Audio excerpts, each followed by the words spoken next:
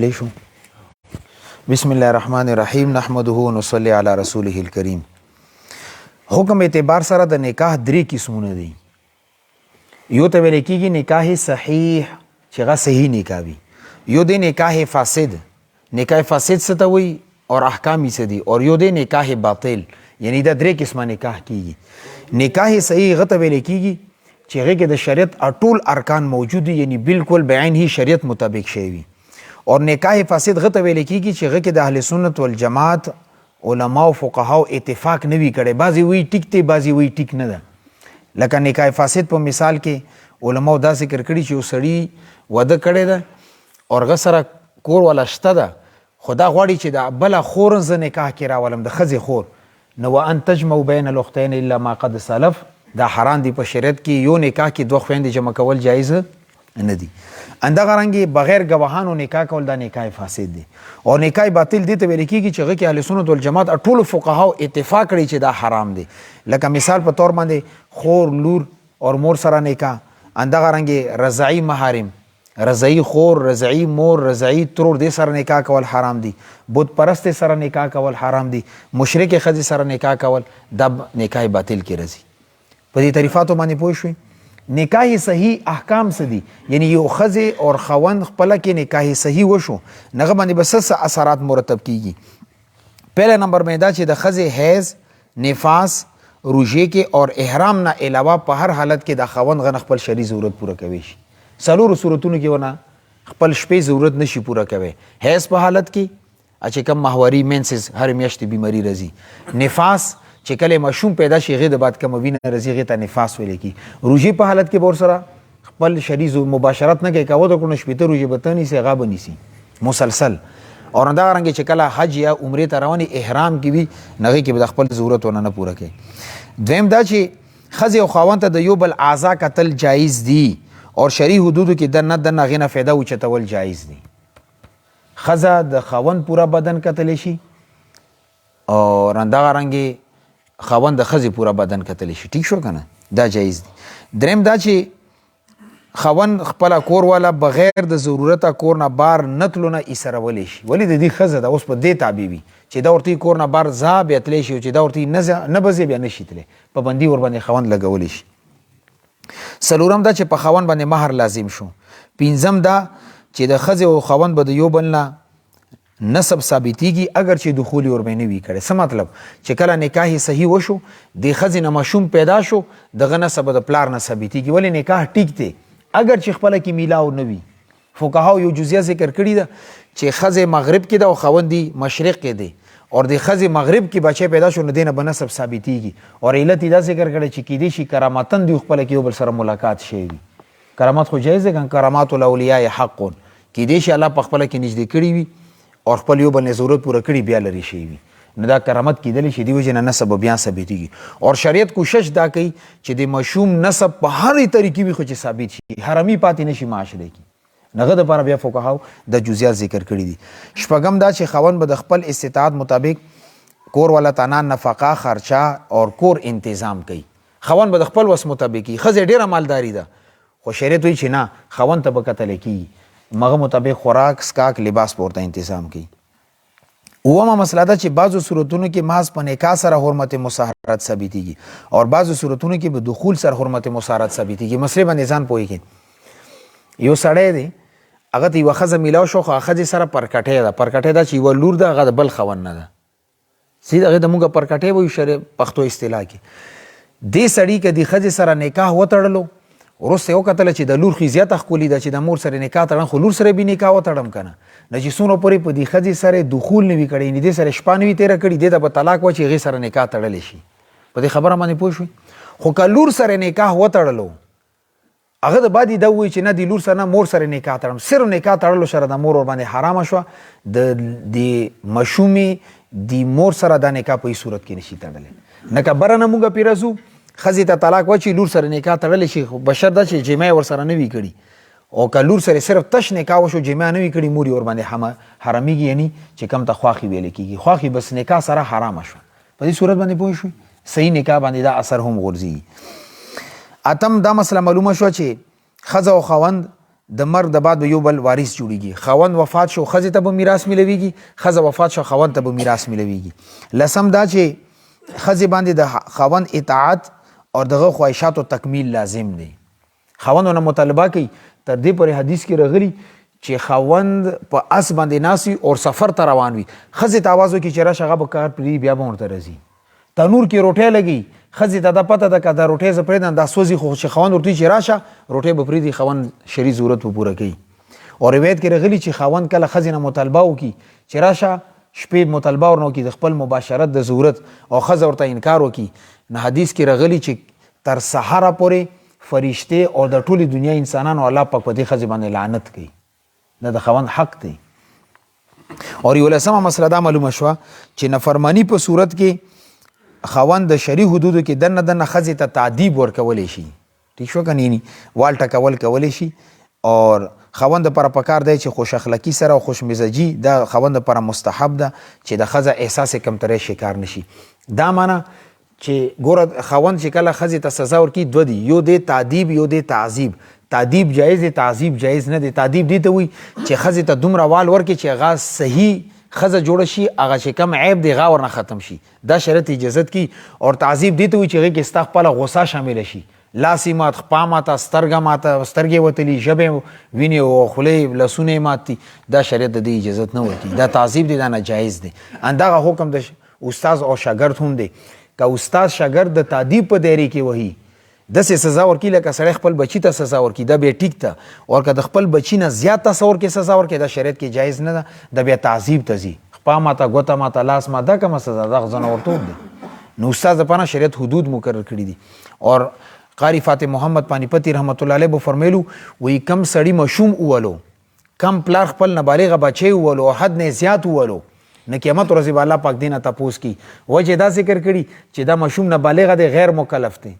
کده معاف کی بیا د نه معاف کیږي ولې غیر مکلف دی، د دې سزا تپوس په الله رب العزت نه قیامت کې کی. دیو جن مشومان ته شفقت حکم راغلی دی. نکاح فاسد څه ته ویل کی؟ نکاح فاسد دې ته ویل کی چې هغه کې فقهاو اختلافي، بعض وی ټیک ته، بعض وی ټیک نه ده. نغې باندې فقهاو دا حکم لګولې دي چې نکاح فاسد څنګه وتړل شي. مثال بغیر د گواهانو نکاح وشو، نه پکار دی چې د ښځه او خوند یو بل نه جدا شي، او یا د قاضي د منځ کې تفریق راولي، جدایي دی راولي. خو بهرحال که بیا نکاح فاسد په صورت کې ولې خاوند ته پکار دی چې د خپلې ښځې سره ښځې خینه ده ولې بغیر گواهانو نکاح تړلی، نکاح فاسد دی. خو که بیا د خاوند د ښځې سره دخول وکړو، شپې تېره کړه، مباشرت یې وکړو، نو بیا به دا د احکام مرتب کیږي.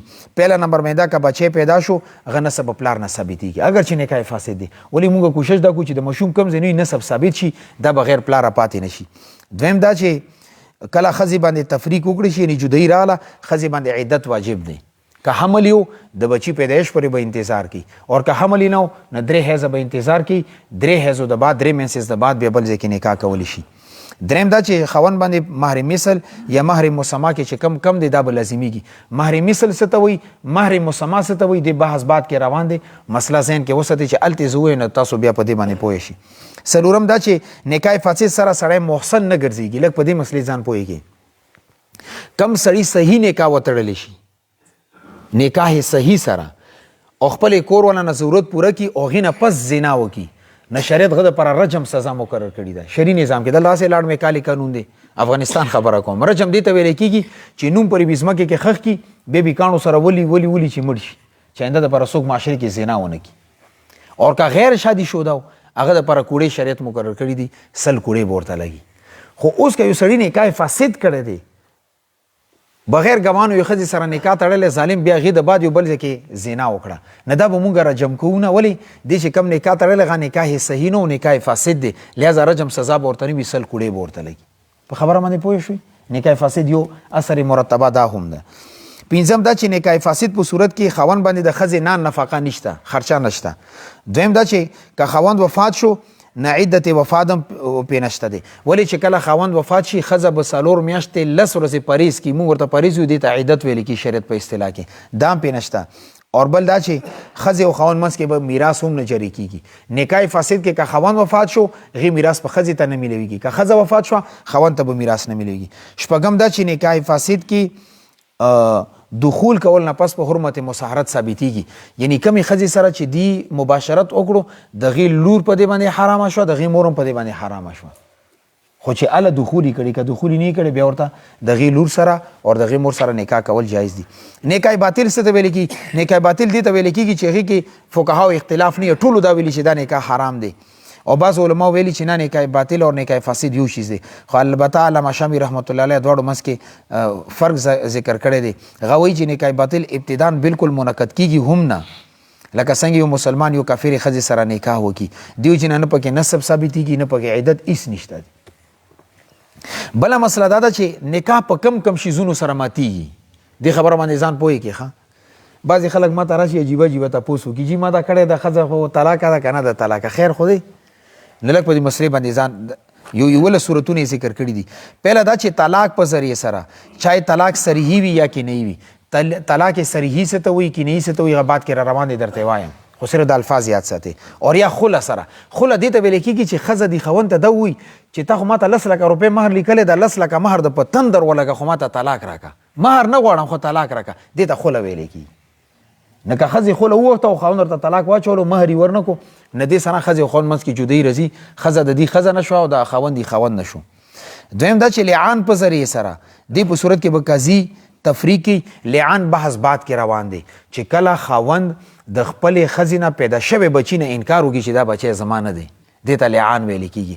هغه کې شریعت خپل اصول مقرر کړي. سورې نور په پیله رکوع کې هغې باندې بحث دی. خاوند به 15 ځلې قسم وخوري چې دا کم بچی دی دا زما نه دی، او ښځه به 15 ځلې قسم خوري چې نه دا کم بچی دی دا د اندي دی.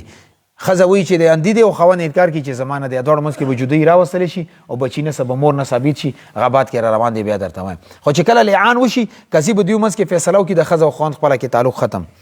دریم خیاري بلو په ذریعې سره دا جدایي به هم قاضي راولي. خیاري بلو ما تاسو ته ویلی دی، بچپن کې د یو ماشوم او د ماشوم نکاح مور پلار وتړي او بعد کې چې کله هغه بالغ شو هغه وایي چې دا خاوند ما خوښ دی یا نه دی خوښ، دې صورت کې خیار بلو ورته نه دی حاصل. خو که دا نکاح تره زوی، ماما زوی، کاکا یا تره یا ماما یا مور تړلی دی او بلوغ د بعد د بچي او د بچی د وایي چې موږ دا خاوند یا د ښځه خوښه نه ده، هغې ته اختیار حاصل دی، جدایي راوستلی شي قاضي. تاسو ته ما ویلي دي، صحیح ده.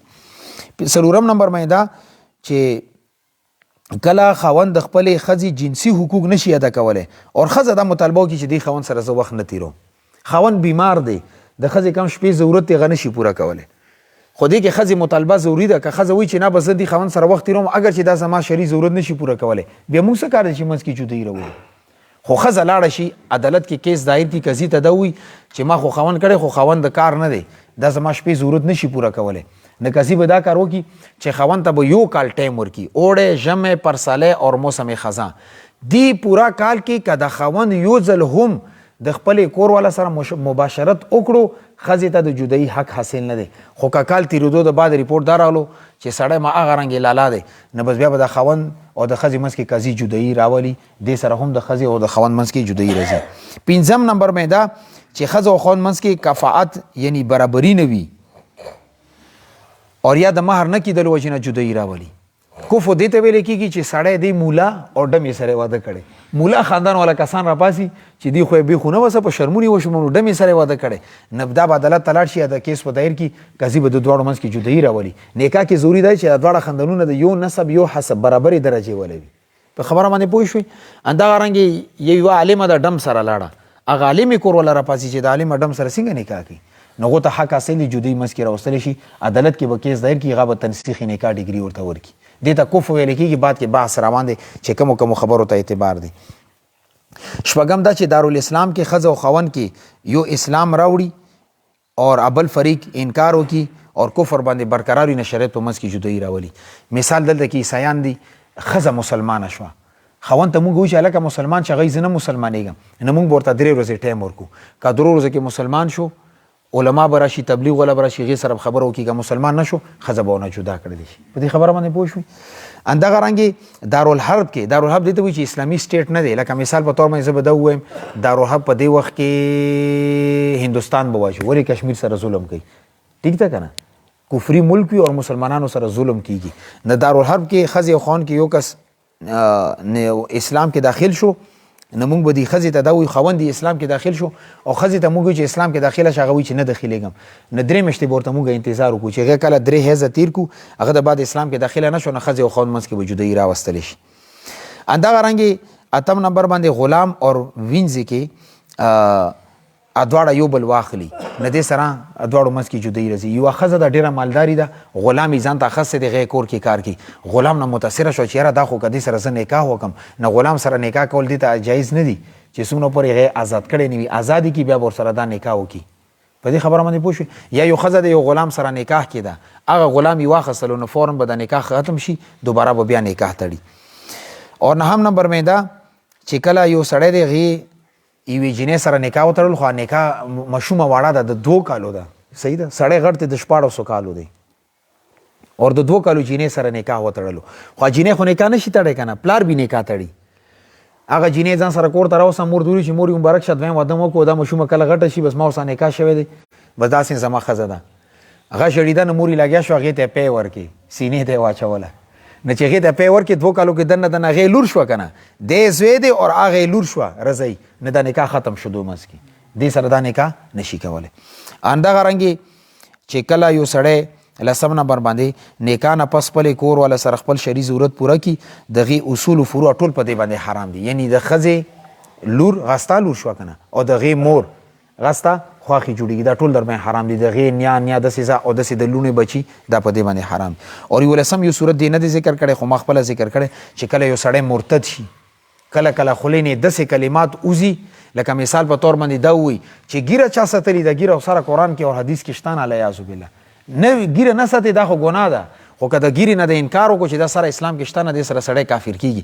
نه چې کله ته کافر شوې، د ښځه در باندې طلاقه شوه، سر دوباره به 2 کسانو په مخ کې کلمه ووایي او 2 کسانو په مخ کې به دوباره نکاح تړي.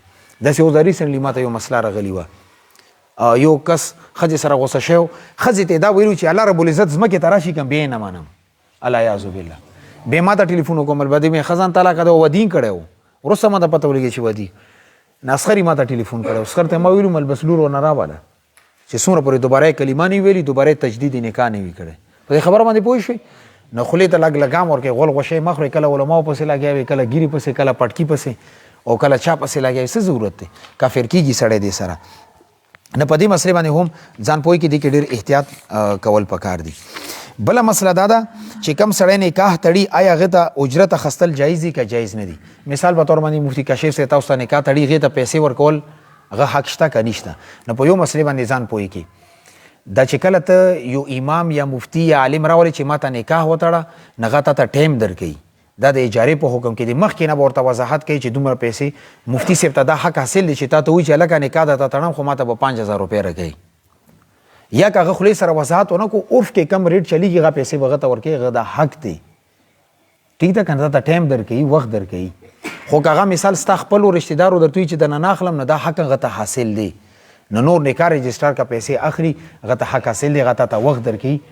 ها که مثال په طور باندې ریټ مقرر نه کړی شي او همداسې ځان سره بوځي، بیا وروسته لانجې کونجې کې هغه درته وایي چې دومره فیس یې ته ورته چې نه دومره دی نه کوي ورسره، نو دا شریعت کې ایجار فاسده ده. بیا به محرمي سره مو وځو چې عام طور باندې مفتیانو ته کم ریټ میلویږي، هغه به دې ته هم ورکوي. بیا د دې وجې نه دی کې چیړچاړ مه کوئ، مفتي سي در سره حق جوړېږي ورکوي. دومره په 10 لکه په واده ولګئ او چې کله نکاح وخت راشي بیا 1500 روپۍ ورکړي. صحیح ده که نه؟ دلته یو ځای کې نکاح و، امام نکاح وتړه، راغلل 100 روپۍ درکړي 1500 او شپې تماشه وه 25000 کې سټیج جوړ کړی و. د 2017 خبره کوم ښه، سټیج دپاره 25000 روپۍ ډمې ګډېدو ته شته، خو مولا او امام دپاره 1500 روپۍ جیب کې کېدولي وي. لږ دې کې مخکې مسلو کې ځانونه تکړه کې ورور ته وړه 2000 ته ورسېده او موږ هغه 1500 امام ته 500 نه وړېدلي نه یو. نکاح نه مخکې خپلې چې چا سره کوژدن شوي خبرې کول جایز دي که جایز نه؟ که نکاح شوی وي ایجاب قبول شي بیا خبرې کول جایز دي، او که سره کوژدن شوي وي دا به انشاءالله بیا به نکاح تړو، واده د نکاح شوي بیا د خپلې کور والا سره خبرې کول جایز نه دي. د پردي ښځه ده، ستا کور والا نه ده، ولې نکاح نه دی شوی، ایجاب قبول نه دی شوی. اکثر د نوجوانانو کې غریبان مبتلا دي، ښه پته ورته نه نکاح نه شي، خپلې کور ښځې سره ګپ لګي، هغه پردي ښځه ده، تا ورسره نکاح نه دی شوی، ایجاب قبول نه دی شوی.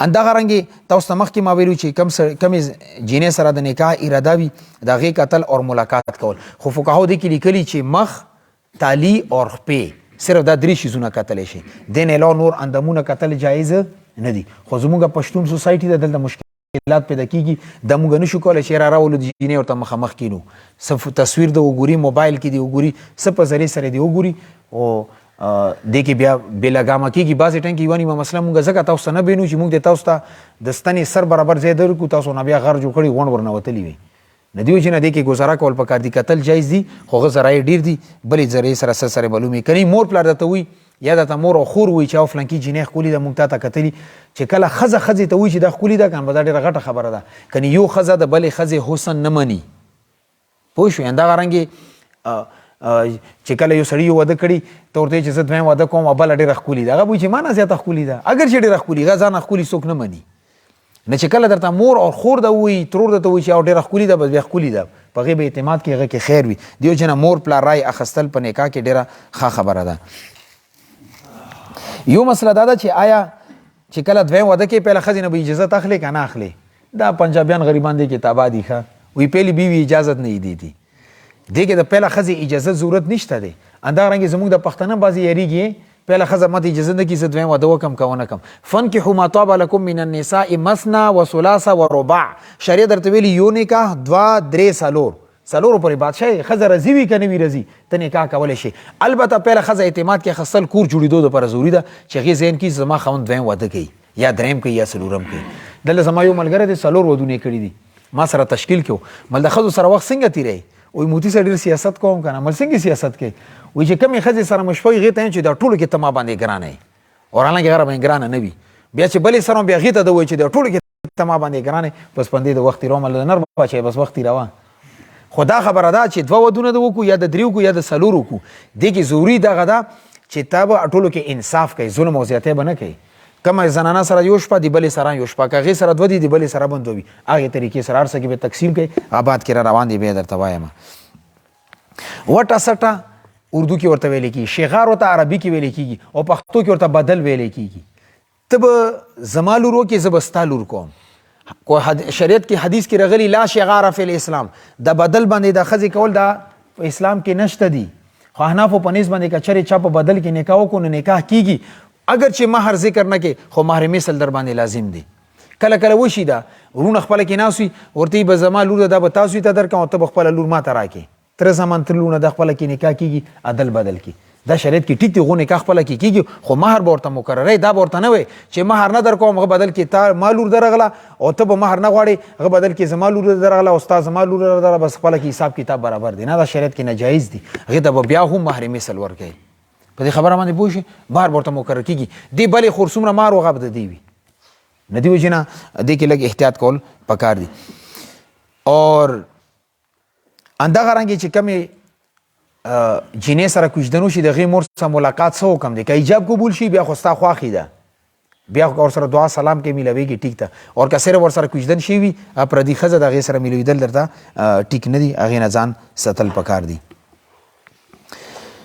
همدغه رنګې کله کله د هلکان داسې کوي چې پټې باندې واده کوي کم ته کوټ میرج ویلی کېږي کوټ عدالت ته ویلی کېږي میرج نکاح ته ویلی کېږي یعنې هغه نکاح چې عدالت یې وتړي دې مسلې باندې ځان پوهېږي کله کله وي داسې د سکول او کالج کې دا ډېر کېږي یو ځل پېښور یونیورسټي نه یو کس ما ته ټلیفون وکړو چې جي زه واده کول غواړم مل کوم ځای کې واده کول غواړې په فون خو نه کېږي وایي به دلته زه کالج کې یم یونیورسټي کې او جینۍ یم خوښه ده ته موږ ته نکاح وتړه مل مور پلار د خبر دی وایي نه مل د جینۍ مور پلار خبر دی وایي نه مل زه دومره لیونی نه یم چې عدالتونو کې بیا تاسو په ساري ځال ته ناست وم مل بل ځان ته امام وګورئ کم تکړه د نر بچی یا بي درته نکاح وتړي دا سبا چې عدالت ته کیس لړ شي بیا عدالت ته زه پیشي کوم ما څه کار دی چې زه عدالت ته دومره اوزګار یم تاسو په ساري درځم نو کوټ میرج که چېرې د هلک بالغ و او د جینۍ پیغله وه بلوغ ته رسېدلې وه بیا چونکې شریعت ورته اختیار ورکړی نکاح کېږي دې کې هېڅ شک نشته خو علماو دا لیکلي چې دا عرفن اخلاقن اور شرعن ډیر نه مناسب اور کبی فعل دی چې مور پلار د نه خبر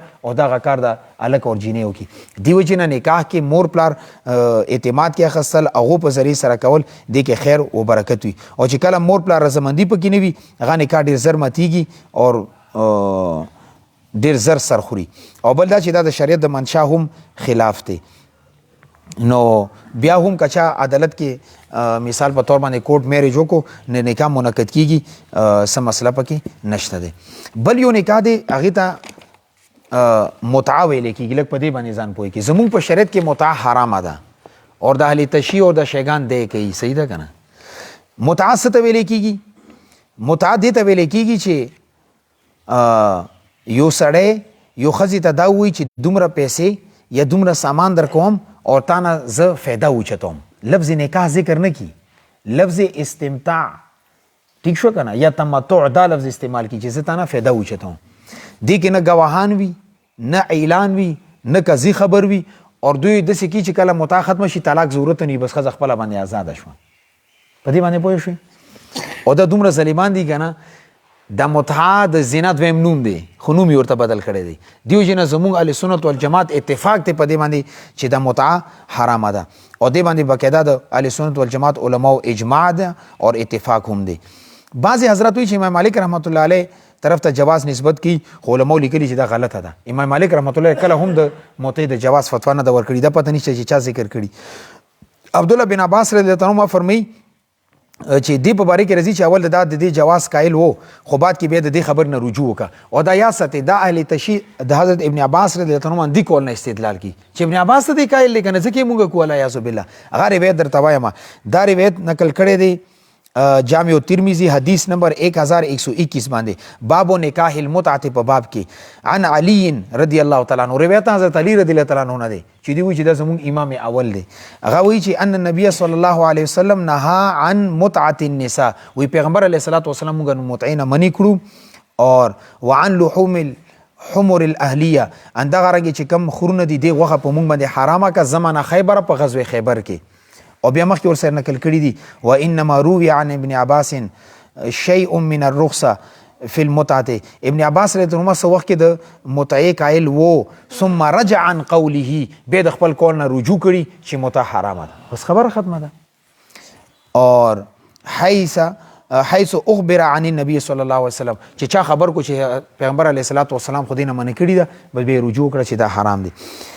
اور البته دا خبره ده چې ابتدای اسلام کې متعه جایزه وه، اور غالبا هغه وخت کې اصول دغه چې د مسلمانانو باندې تدریجا احکام لګو کېدو چې دا ما کوي دا ما کوي. لکه شراب په باره کې اول دا راغلو چې دا ښه شیز نه دی، بیا دا حکم رالو چې مونځ کله تاسو کوئ هغې نه مخکې شراب ماسکې، اور دریم بیا حکم رالو انما الخمر والمیسر والانصاب والازلام رجس من عمل الشیطان. دغه رنګې اول په شریعت کې ابتدایي دور کې د متعه جایزه وه، خو بیا ورباندې تدریجن حکم رالو چې دا حرامه ده. او بعضو روایتونه دا معلومیږي چې فتح مکه په موقع باندې غزوه اوتاس کې په موقع باندې دا حرام کړی شوی دی. خو چې دا کم دوه روایتونه راغلي که نه، دا فتح مکه او غزوه اوتاس د خپله کې ډېر زیات نږدې شوي دي. دیو جنه بعض روایتونو کې راغلي چې پیغمبر علیه الصلاۃ والسلام غزوه اوتاس کې منع کړی دی، او بعضو ځین کې راغلي چې فتح مکې په موقع باندې منع کړي. دا دواړه روایتونه یو قسم دي. ولې چې د فتح مکه اور غزوه اوتاس، فتح مکه رمضان کې اور اوتاس په شوال کې شوی دی، نه د خپله کې اوس رمضان دی پسې بیا شوال دی، نه د چونکې د ډېر نږدې قرب د وجې نه روایتو کې صرف الفاظ بدل دي، نور مطلبي یو دی. اور یو روایت کې راغلي چې پیغمبر حضرت علی رضی الله عنه فرمایي وایي فتح مکه په ورځ باندې پیغمبر علیه الصلاۃ والسلام د خانه کعبې په دروازه کې ودرېدو، د لاسونو یې داسې په چوکټ باندې لګولي وو، او بیا اعلان وکړو چې مسلمانانو خبر شي نه پس متعه حرامه ده او د خر غوښه خوړل هم حرام دي. غیر سنه ده اوسه پورې الحمدلله علماو اتفاق دي په دې باندې حرمت حکم لګېدلی دی. البته ما تاسو چې دا روافض او دا شیګان دا د دې قایل دي او دومره ظلم کوي، وایي چې دې کې اجر او ثواب هم شته دی. الیاذ بالله. تحریر الوسیله د یو کتاب دی خمینی لیکلی دی، جلد 2 صفحه 292 لیکلی دي چې کومه زانیه ښځه وي هغې سره متعه جایز ده. یو بل شیخ الطائفه توسی یو کتاب لیکلی الاستبصار جلد 2 صفحه 144 هغې کې لیکلي چې مجوسي ښځې سره متعه کولی شي، او بل ځای کې لیکلي دي صفحه 144 باندې چې یهودنې سره او نصراني سره یې کولی شي. صحیح ده که نه؟ بل لاره یې ورته جوړه کړې ده. ملا باقر مجلسی یو کتاب لیکلی دی حق الیقین صفحه نمبر 328 باندې لیکلي چې منکر یکی از ضروریاتی دین، هغه وایي چې کم سړی شیګانو کې د متعې نه انکار کی دا د ضروریاتی دین نه دی، لہذا هغه دین نه خارج دی. صحیح ده که نه؟ اور د دوی یو تفسیر دی، تفسیر منهج الصادقین صفحه 356 باندې لیکلی دی، او دا کتاب لیکلی دی مولا فتح الله کاشانی، دا تفسیر غلی لیکلی دی.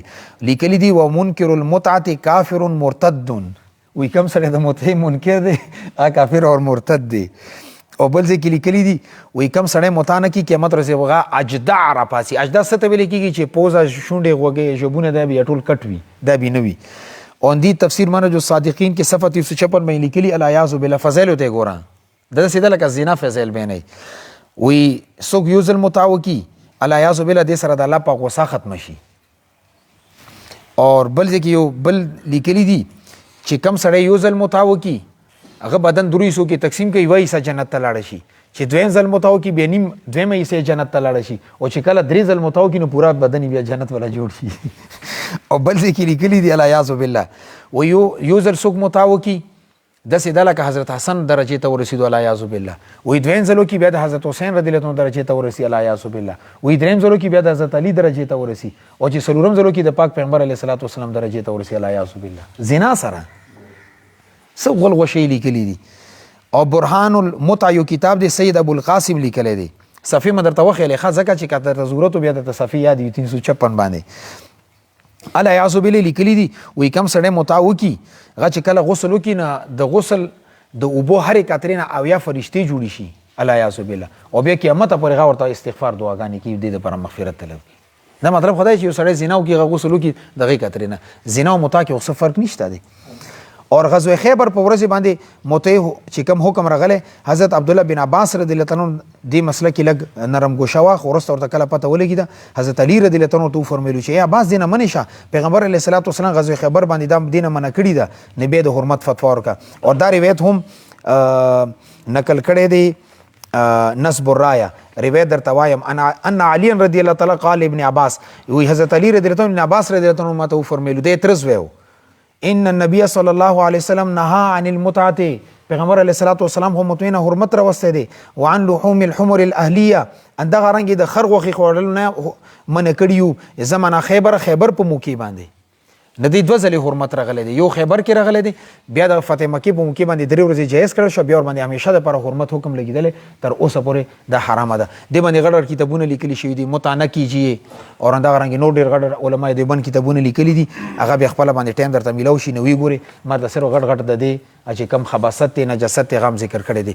البته روزنامه جنگ 1994 رساله کې اخبار کې یو کلم راغلی هغې کې دا لیکلي شوي چې الجزایر کې چې کم کیپیټل دی الجزیره هلته کې یو دوه کسان لاړو اهل تشیو ښځو ته وایي چې موږ سره تاسو به متا کوي هغو نه انکار وکړو چې دا موږ نه کوو بیا هغه دواړې قتل کړي دي. نه هغه کتاب هغه واقعه نقل کړي واقعه هم درته ځکه ذکر کړه چې داسې دیو کې کېږي غیرتي خلک شته دي هغه سره د دې قایل نه دي. البته دې سره یو بل مسلې باندې ځان پوهې کې نکاح موقت نکاح موقت دې ته ویل کېږي چې 10 ورځو دپاره نکاح وتړلی شي میاشتې دپاره 2 میاشتو دپاره دا هم شریعت کې حرام دی. البته نکاح موقت اور متع کې دا فرق دی چې متع کې ښځې ته دا ویلو چې تا نه زه فایده وچتوم اور د خپل دو کتابونو دا لیکلي چې یو موټی غنم ولې نه وي خو دا ورته ورکړه به دا ډېر دی. خو نکاح موقت کې دا وي باقاعده ګواهان شته دي نکاح تړلی شوی دی خطبه ویلې شوی ده لفظ نکاح ایجاب قبول شوي دي. نه امام ظفر رحمت الله علیه فرمایي چې نکاح موقت کې به داسې وکړو چې دا کم شرط دا به ونه ختم کړو نور نکاح ټیک دی. خو بهرحال علما وایي چې نکاح موقت نه هم ځان ساتل پکار دي. نه نکاح متع او نکاح موقت کې دوه فرق دي. متع کې د لفظ متع استعمالیږي اور نکاح موقت کې لفظ نکاح استعمالیږي. اور دویم فرق پکې دا دی چې متع کې ګواهان نه وي اور نکاح موقت کې ګواهان وي. چې کله د نکاح صحیح اټول شرایط شته البته دې پکې صرف یو شرط فاصل ذکر کړی چې میاشت یا 2 میاشتو لپاره نکاح کوم نه موږ به هغه شرط ختم کوو ورته وایي چې دا نکاح باقي ټیک دی ولې نکاح موقت جایز نه دی. دا هم د متعې په شان دی که یو سړی دا وایي چې زه یو ښځې سره نکاح 10 ورځو دپاره کوم بیا نه کوم نو دا حرام دی. دا چې کم د 10 ورځې قید ورکې تا لګولی دا به سر اوخري ختم اور د ښځه ستا همیشه دپاره ښځه شوه چې څومره پورې ته مړ نه وي یا د ښځه مړه نه وي یا تا ورته طلاق نه وي چولی هغې صورتونو کې بیا جدایي راځي. دې نه علاوه نورو صورتونو کې بیا جدایي نه راځي. الله رب عزت موږ ته په دې خبرو باندې عمل